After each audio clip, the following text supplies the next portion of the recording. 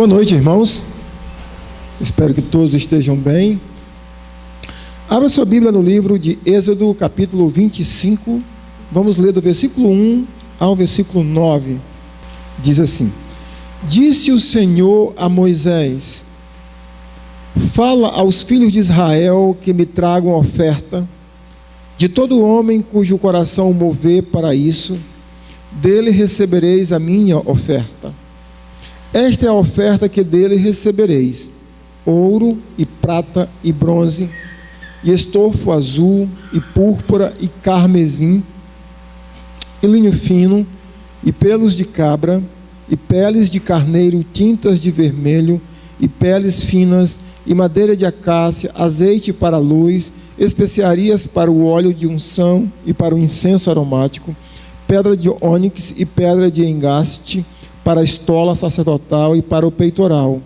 E me farão um santuário, para que eu possa habitar no meio deles, segundo tudo que eu te mostrar, para modelo do tabernáculo e para modelo de todos os seus móveis, assim mesmo o fareis. Vamos orar mais uma vez, meus irmãos. Nosso Deus, te agradecemos por esse dia que o Senhor nos agraciou com o mesmo. Te damos graça por mais esse momento que o Senhor nos dá de nos reunirmos como igreja do Senhor, para cultuarmos o Teu nome. E agora te pedimos, meu Senhor, que o Teu Santo Espírito prepare nossa mente, o nosso coração, para que nós possamos, meu Deus, receber a Tua palavra, que ela possa vir mudar conceitos, transformar hábitos em nossas vidas. Te pedimos isso no nome santo de Jesus. Amém. Meus irmãos, um dos assuntos que eu tenho dado pouca ênfase no meu ministério, como pregação, como ensino, é a relação à oferta. Possivelmente eu fui muito influenciado pela formação que eu recebi. Eu lembro-me que nos primeiros anos da minha vida cristã, os dois pastores da igreja na qual eu congregava, nenhum deles dependia financeiramente do ministério da igreja local. Um deles era funcionário e é funcionário público, o outro era missionário americano, recebia, pelas missões americanas, e era um ponto de orgulho para a igreja não ter que sustentar os seus pastores. E naturalmente a ênfase de um dos pastores, ele enfatizava muito, e ele dizia que, por motivo até de orgulho, ele dizia que ele ensinava sobre esse assunto apenas uma vez por ano.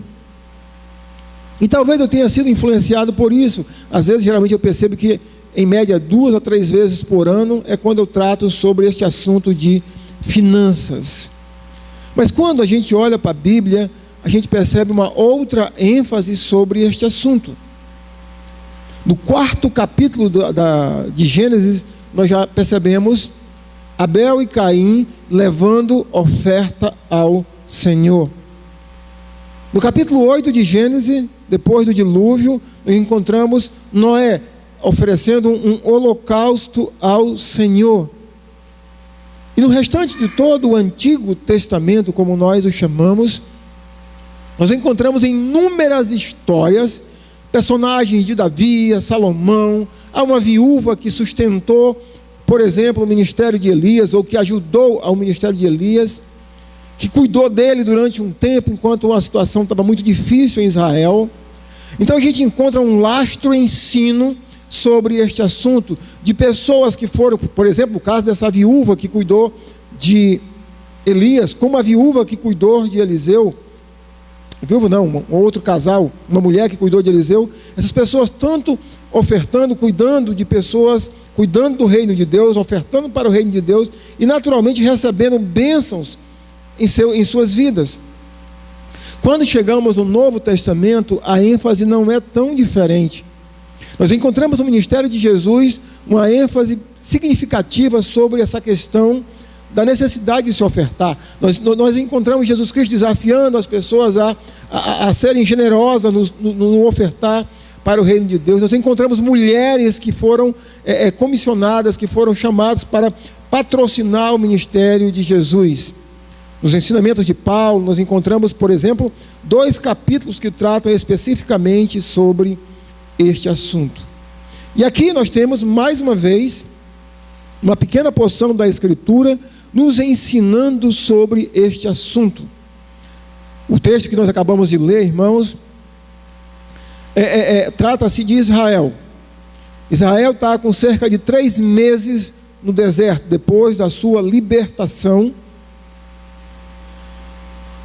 do cativeiro no Egito. Israel está no 3º mês. Deus progressivamente vai se revelando ao seu povo. E quando chega nesse momento, ele ordena para que Moisés suba ao monte. E Moisés fica aquele período de cerca de 40 dias no monte. E durante esse período, Deus revela a Moisés que ele tinha que construir um tabernáculo para o Senhor, como diz o versículo de número 8, de número 9, para que Deus pudesse habitar ali no meio do povo de Israel. Então, nesse momento de peregrinação do povo, estão saindo do Egito, estão indo para a terra prometida, estão no 3º mês, então Deus chama essas pessoas a exatamente fazer isso, a ofertarem. O que Deus, irmãos, nos ensina por meio dessa passagem que trata sobre este assunto, sobre oferta. O primeiro ponto que eu quero ressaltar dessa passagem é uma pergunta, na verdade: quem é que é chamado para ofertar? É muito comum quando, nos nossos dias, a igreja é chamada para ofertar.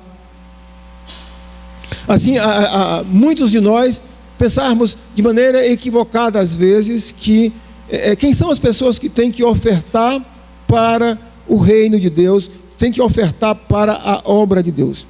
Vamos observar aqui especificamente nesse texto quem são as pessoas a quem Deus chama, a quem Deus comissiona para ofertar. Em primeiro lugar, todas as pessoas a quem Deus chama para ofertar é o povo que Deus libertou da escravidão no Egito. As pessoas que ficaram no Egito não foram chamadas nesse momento para ofertar. As pessoas que estão lá na terra, onde Israel vai se apossar dela cerca de 40 anos depois, também não foram chamadas para ofertar. As pessoas que foram chamadas para ofertar são as pessoas a quem Deus libertou da escravidão no Egito. Isso já nos faz parar para fazermos uma primeira aplicação. Você e eu não estivemos, nunca tivemos no Egito. Mas eu acredito que, se você é um cristão, você foi libertado da escravidão do império das trevas.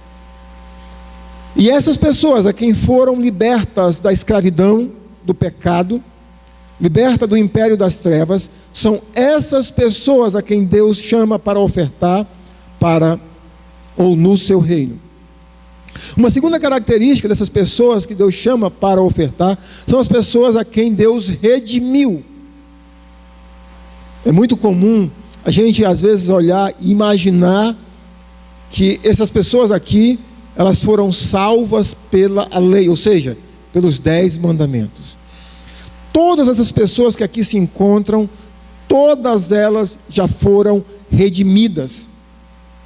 Possivelmente, eu acredito que aqui o momento da redenção dessas pessoas foi no momento em que elas acreditaram na promessa específica de Deus, em que se elas acreditassem na promessa de Deus, que se oferecessem um sacrifício de um animal para Deus, Deus as redimiria, as perdoaria dos seus pecados.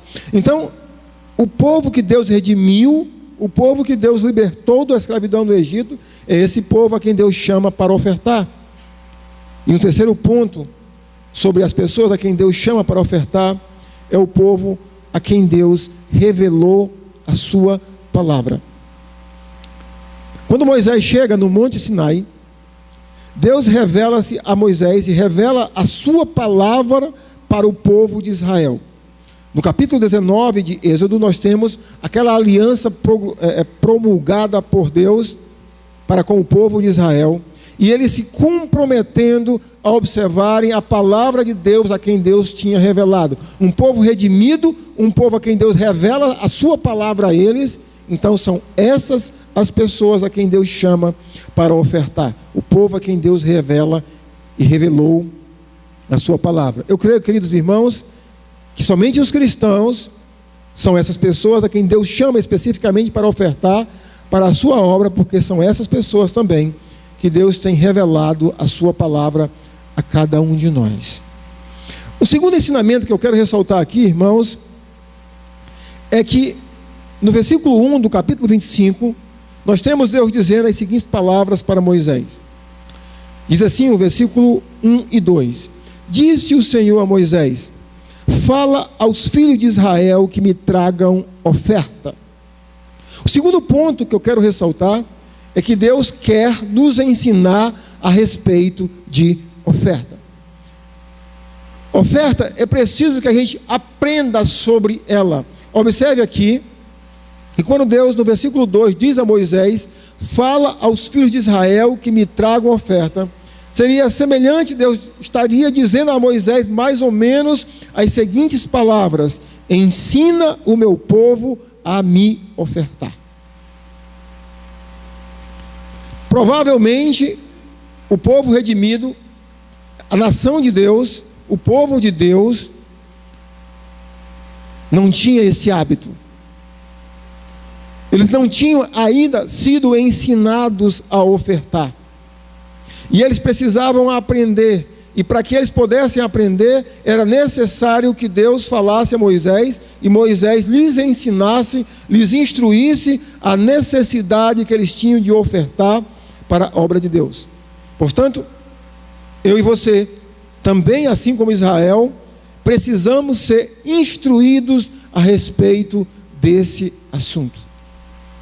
Nós precisamos aprender que é necessário a gente ofertar para o reino de Deus. Nós precisamos aprender que Deus abençoa as pessoas a quem consagra finanças e quem tem um coração generoso para ofertar para o reino de Deus.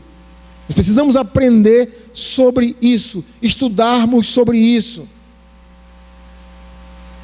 Nós precisamos também, depois de ouvirmos a respeito desse assunto, nós precisamos exercitar. Aqui no texto que nós acabamos de ler, Deus pede para que Moisés ensine o seu povo, fale ao seu povo para que lhe tragam oferta. Deus diz especificamente o que ele quer para a construção do tabernáculo, o que eles precisavam ofertar.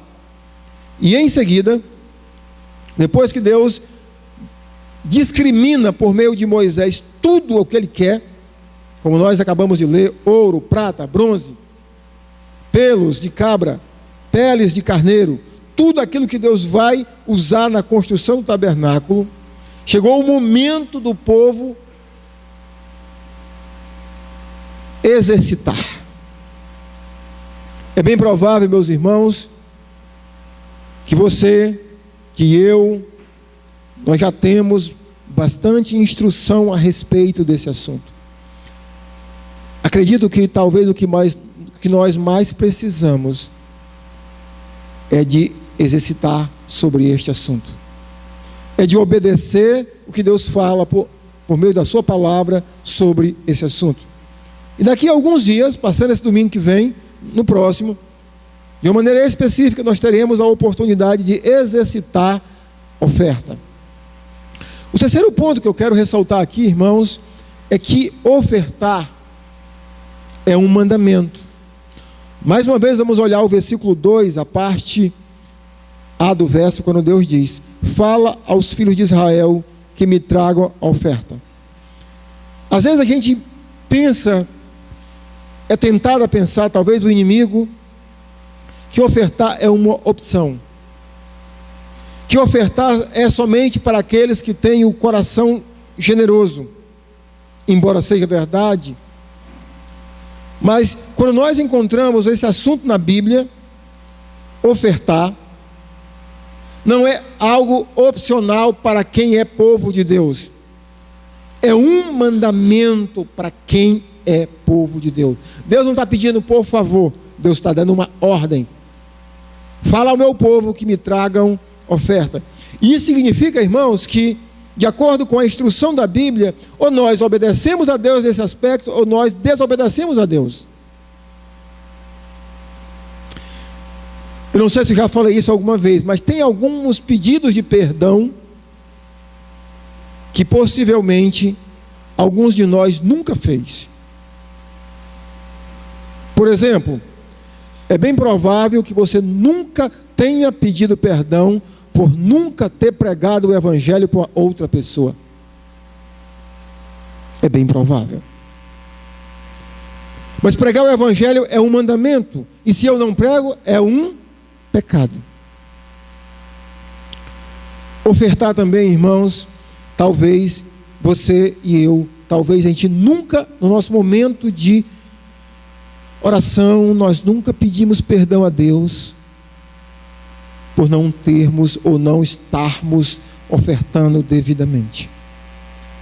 Mas como percebemos aqui, ofertar é um mandamento. E se obedecemos, glória a Deus.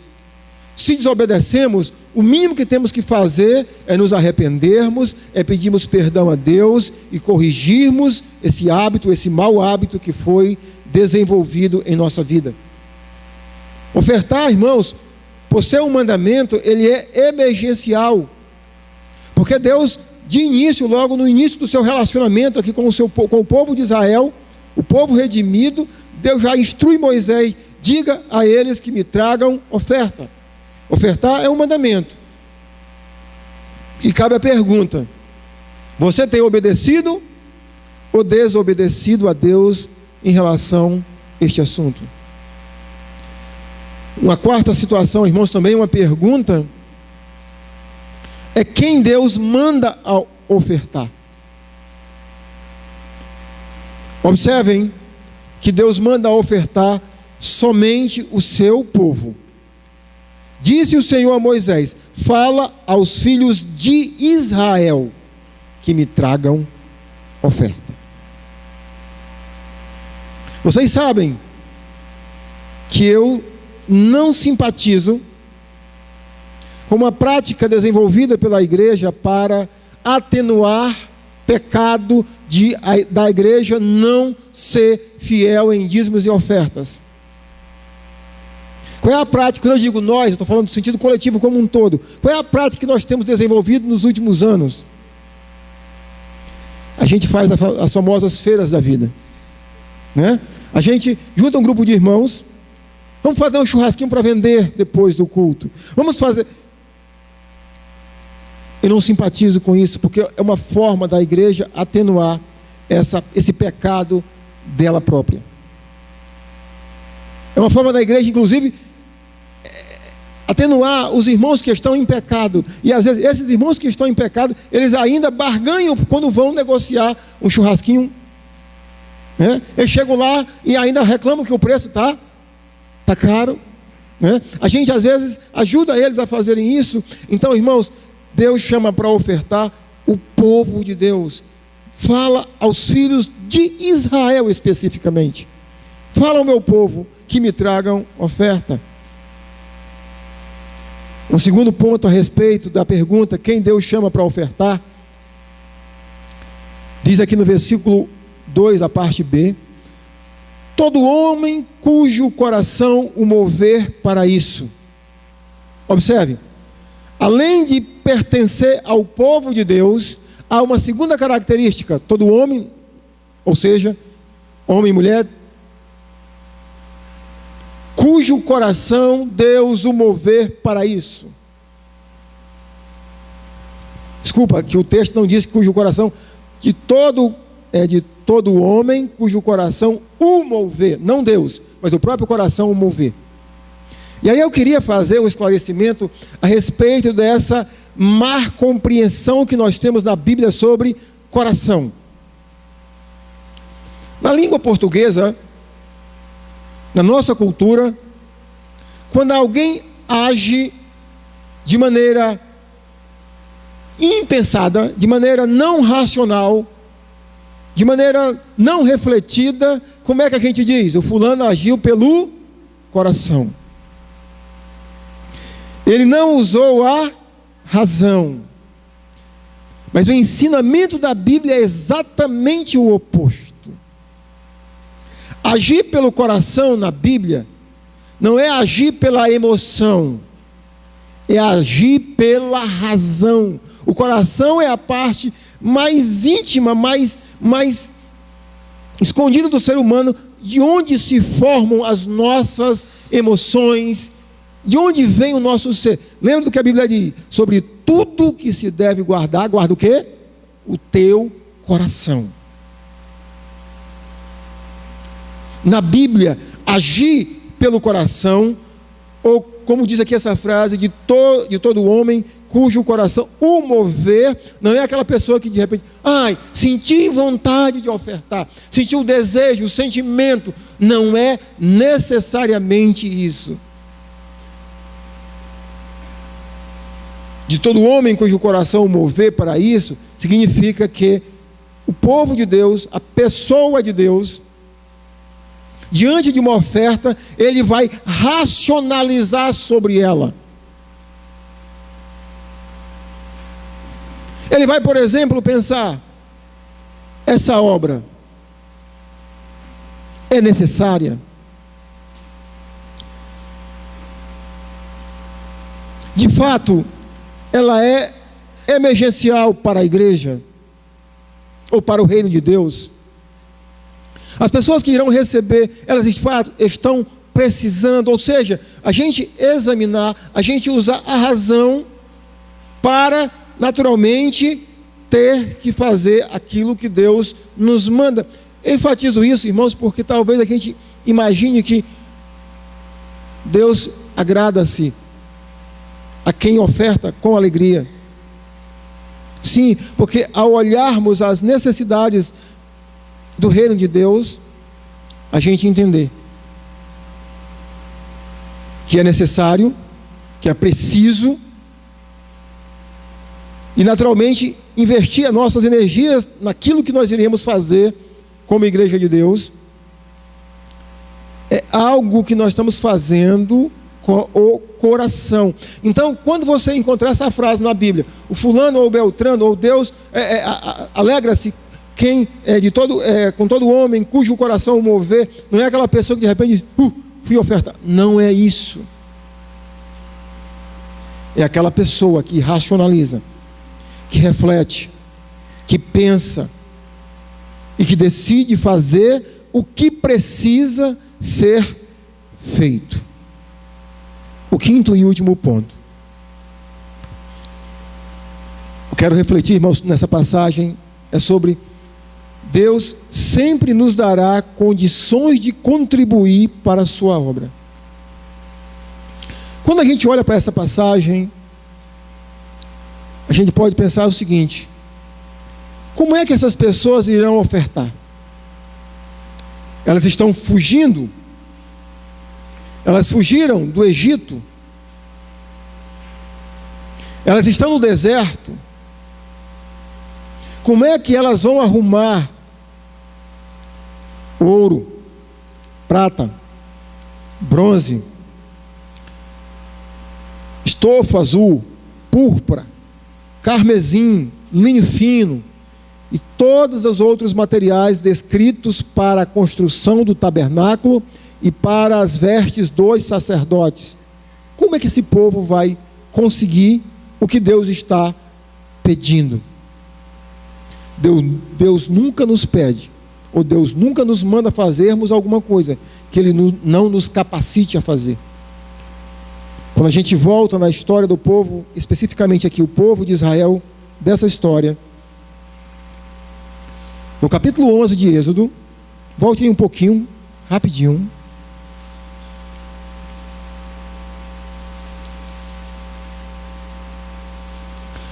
Capítulo 11, vamos ler do versículo 1 ao 3. Quando Deus está anunciando a 10ª praga, a morte dos primogênitos dos egípcios, e naturalmente a iminente libertação do povo de Israel, olha o que diz Deus para Moisés falar para o povo. Capítulo 11, a partir do versículo 1. Disse o Senhor a Moisés: ainda mais uma praga trarei sobre Faraó e sobre o Egito. Então vos deixará ir daqui. Quando vos deixar, é certo que vos expulsará totalmente. Fala agora aos ouvidos do povo que todo homem peça a seu vizinho e toda mulher a sua vizinha objetos de prata e de ouro. E o Senhor fez que o seu povo encontrasse favor da parte dos egípcios. Também o homem Moisés era muito famoso na terra do Egito, aos olhos dos oficiais de Faraó e aos olhos do povo. Deus, irmãos, supriu e deu condições ao seu povo para fazer essa oferta. E sempre, irmãos, Deus nos dá condições para ofertar. Esse ano eu fiz uma descoberta nova na Bíblia. Tenho comentado a vocês, quem estava nas escolas dominicais, quando falei sobre esse assunto. Uma coisa que eu aprendi, e não é que seja errado, mas eu aprendi que na Bíblia a gente oferta para ser abençoado, inclusive economicamente. Isso também é verdade. A gente encontra passagens na Bíblia como Malaquias, Deus prometendo inclusive abençoar o seu povo com relações a bênçãos materiais. A gente encontra passagens da Bíblia, pessoas sendo abençoadas financeiramente porque abençoaram o reino de Deus, pessoas que serviam a Deus. Mas a descoberta que eu fiz nova, irmãos, e mais uma vez nós temos contida nesse texto, e para mim foi uma coisa, eu diria que impactante. A gente, na Bíblia também, a gente oferta porque a gente já foi abençoado. A gente oferta porque Deus já nos deu, não é para Deus nos dar, é porque Deus já nos deu as condições para ofertar. E nessa passagem, mais uma vez, a gente encontra esse ensinamento. Diga, meu povo, que me traga oferta. Que oferta? Aquilo que Deus já havia usado pessoas para abençoar o povo de Israel, porque Deus sabia que mais na frente, meses depois, Deus iria pedir do povo dele para construir um tabernáculo. E o povo de Deus precisava então contribuir com essa obra. Então, irmãos, Deus sempre nos dará condições de contribuir para a sua obra. A questão é se nós estamos dispostos a fazermos isso. Também, não ensinado, pregando, mas na hora que eu vou sempre falar de uma oferta na igreja, eu sempre digo, irmãos, eu creio, eu tenho experimentado isso na minha vida, que o importante, o necessário não é se eu vou ter, o necessário é se eu quero participar de uma oferta. Quantas e quantas vezes durante os meus 23 anos de vida cristã, a igreja anunciar uma oferta específica para algo, e Deus moveu o meu coração, e o meu coração me mover para agir, lembra? Pensar, olhar a necessidade daquilo, é necessário, é importante para o reino de Deus, eu quero participar disso, e que eu não dobre o joelho, e que eu não peça a Deus, Senhor, me dar condições de participar dessa oferta. E Deus me dá as condições para participar. Eu sei que hoje tem um grupo bem reduzido na igreja. Possivelmente, vocês, irmãos, são essas pessoas que talvez já saibam de tudo isso. Já saibam que Deus chama para ofertar as pessoas a quem Ele chama de seu povo. Talvez vocês já saibam que nós precisamos aprender sobre oferta. Talvez vocês saibam que ofertar seja um mandamento. E talvez vocês também saibam que Deus sempre nos dará condições de contribuir para a sua obra. Mas quem sabe, você precisava, como todos nós precisamos, na verdade, renovar né? Renovar nossa mente para entendermos isso. Que o povo de Deus foi chamado e sempre será chamado para contribuir com a obra do reino de Deus. Amém? Então, irmãos, assim de uma maneira bem específica, domingo, dia 10 de março, nós iremos como igreja colhermos uma oferta especial para, pela graça de Deus, para o término da construção do banheiro feminino. E ore por essa oferta junto com a gente, né, para que Deus nos dê, né, essa decisão de participar e que nos dê os recursos para participar e que a gente consiga alcançar o alvo que precisamos, né, para a gente então terminar essa obra e naturalmente partirmos para outras coisas que precisamos fazer para o reino de Deus.